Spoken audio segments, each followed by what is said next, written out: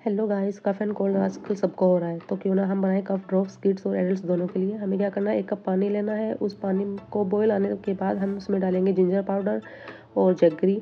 आप ginger powder की जगह अदरक का पेस्ट भी यूज कर सकते हैं। फिर उसके बाद लेमन जूस, इलायची पाउडर, क्लोव वाटर, क्लोव यानी कि लौंग पाउडर, और उसको बॉईल करना है अच्छे से जब तक कि वो काफ़ी थिक ना हो जाए। और थिक होने के बाद हम उसमें हनी ऐड करेंगे। हनी सबसे लास्ट में ऐड करना है।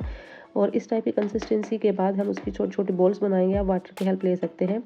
उसके बाद हम उसके ऊपर शुगर पाउडर स्प्रिंकल करके उसको एयरटाइट जार में स्टोर कर लेंगे।